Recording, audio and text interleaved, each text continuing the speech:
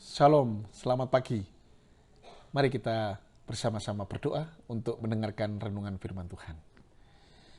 Syukur kami naikkan kepadamu Allah, luar biasa dan ajaib namamu ya Allah. Itu sebabnya pagi ini Tuhan kami mengagungkan namamu. Kami ingin Tuhan memuliakan namamu melalui kehidupan kami. Kami rindu Tuhan hidup kami menjadi terang, menjadi saksi yang bersinar di tengah-tengah kehidupan, di tengah-tengah keluarga, di tengah-tengah perhimpunan atau komunitas kami. Kami ingin Tuhan hidup kami memancarkan cahaya kasih, kebaikan dan kemurahan Engkau, serta keselamatan yang Kau anugerahkan kepada kami. Terima kasih Bapa. Kami akan mendengarkan renungan, kiranya renungan-Mu ini Tuhan yang akan memberikan kekuatan, keteguhan dan keyakinan iman kami. Di dalam nama Tuhan Yesus Kristus, kami mengucap syukur. Haleluya. Amin. Puji Tuhan. Anak-anak, saya akan bawakan renungan yang saya beri judul Menularkan Gaya Hidup Allah.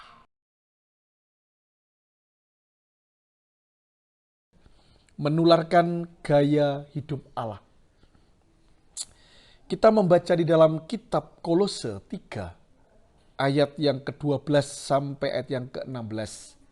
Cukup panjang. Mari kita dengar baik-baik. Karena itu sebagai orang-orang pilihan Allah yang dikuduskan dan dikasihinya, kenakanlah belas kasihan, kemurahan, kerendahan hati, kelemah lembutan, dan kesabaran. Sabarlah kamu seorang terhadap yang lain, dan ampunilah seorang akan yang lain, apabila yang seorang menaruh dendam terhadap yang lain, sama seperti Tuhan telah mengampuni kamu. Kamu perbuat jugalah demikian.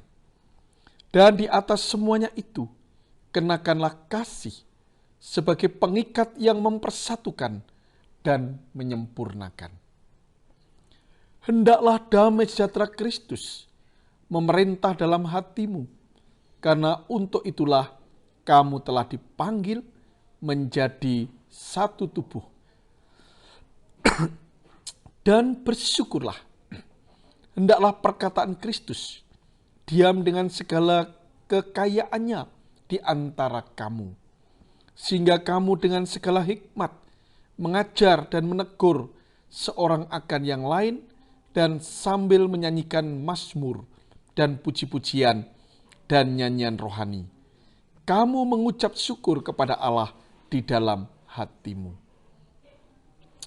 Anak-anak yang dikasihi oleh Tuhan, begitu banyak nasihat suatu kehidupan yang manis dan kehidupan yang Tuhan ajarkan, Tuhan nasihatkan melalui kitab Kolose ini.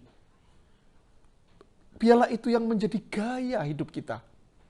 Karena itu adalah karakter Allah. Itu adalah pikiran Allah. Itu adalah kehendak Allah. Dan kita punya kewajiban untuk menularkan gaya hidup yang demikian ini kepada teman, kepada sesama, kepada seluruh isi keluarga, bahkan masyarakat luas. Ya. Kita memancarkan sinar kebaikan, sinar kasih, sinar kehidupan yang berkenan di hadapan Tuhan. Hidup bermurah hati. Salah satu gaya hidup yang harus kita tularkan. Hidup bermurah hati. Hidup yang punya simpati dan empati. Hidup yang punya kepekaan terhadap sesama dan orang lain. Ini adalah satu gaya hidup Allah yang harus kita tularkan, kita pancarkan kepada sesama kita. Kisah Rasul 20 ayat yang ke-35.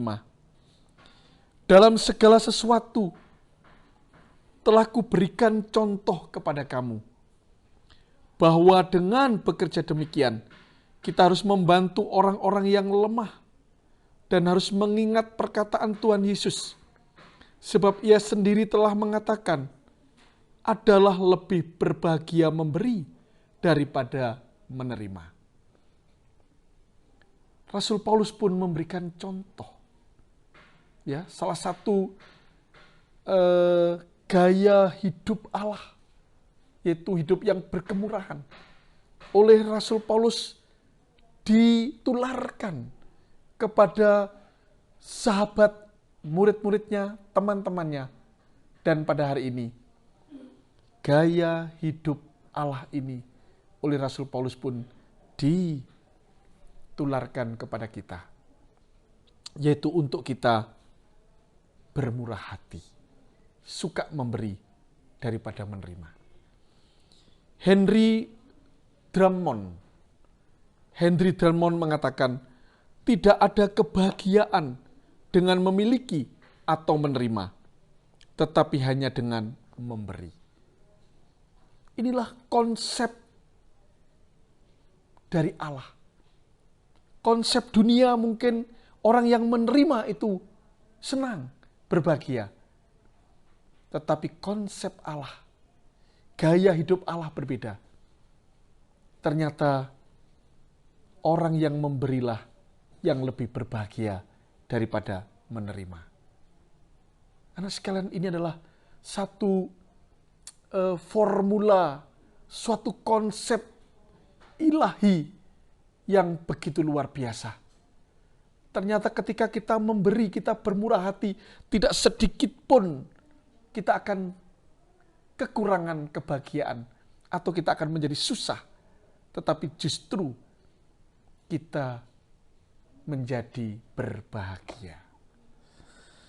Prinsip-prinsip hidup bermurah hati, ada 3 hal yang ingin kami sampaikan. Yang pertama, anak-anak, tetap memberi meskipun kekurangan. 2 Korintus 8 ayat yang kedua. Selagi dicobai dengan berat dalam berbagai penderitaan, sukacita mereka meluap, dan meskipun mereka sangat miskin, namun mereka kaya dalam kemurahan. Ini adalah orang-orang yang menerapkan gaya hidup Allah. Dia miskin, dia kekurangan, tetapi dia tetap berbagi. Dia tetap bermurah hati. Dia tetap memiliki kepekaan kepada orang lain. Ini luar biasa. Ya, inilah konsep ilahi di dalam konsep memberi atau bermurah hati. Yang kedua, anak-anak, memberi dengan disertai pengorbanan. 2 Korintus 8 ayat 3. Aku bersaksi bahwa mereka telah memberikan menurut kemampuan mereka, bahkan melampaui kemampuan mereka. Memberi tanpa pengorbanan terasa seperti hampa. Memang perlu di dalam kita bermurah hati, di dalam kita memberi itu dengan penuh pengorbanan. Mungkin sesuatu itu sangat kita butuhkan, tetapi ketika kita melihat orang lain lebih membutuhkan, dan kita mau menyerahkan, inilah pengorbanan. Ya, pengorbanan. Ini kita perlu belajar ini. Gaya hidup Allah ini perlu kita belajar. Yang ketiga, anak-anak. Yang ketiga adalah memberi dengan kerelaan. 2 Korintus 8 ayat 4. Dengan kerelaan sendiri mereka meminta dan mendesak kepada kami. Ini adalah luar biasa ya. Mereka dengan rela hati, dengan kemauan sendiri, ya, walaupun gak diminta, mereka ingin ikut terlibat, ikut peduli, ikut berpartisipasi Ya, ketika Rasul Paulus ingin mengumpulkan dana untuk orang-orang yang kurang beruntung. Nah, di sini sangat penting kita belajar dan menularkan gaya hidup Allah ini di dalam kehidupan kita untuk orang lain. Sebagai bentuk kasih dan kita melayani kepada orang lain. Semoga anak-anak dipimpin oleh Roh Tuhan, dipimpin Roh Kudus, anak-anak diberikan kemampuan untuk hidup memiliki gaya hidup Allah dan mampu menularkan gaya hidup Allah ini. Puji Tuhan, kita berdoa. Bapa, terima kasih Tuhan. Engkau memberkati kami ya Allah. Engkau memberikan kemampuan kepada kami untuk kami boleh hidup berkemurahan. Bahkan Tuhan kami boleh hidup menjadi teladan, menjadi saksi, menjadi suratan terbuka yang sanggup menularkan gaya hidup Allah yang ajaib itu. Tolong kami ya Tuhan, pimpin kami. Dan kami menyerahkan sepenuhnya kehidupan kami ini ke dalam tangan-Mu yang penuh kuasa. Di dalam nama Tuhan Yesus Kristus. Haleluya. Amin. Puji Tuhan, Tuhan memberkati.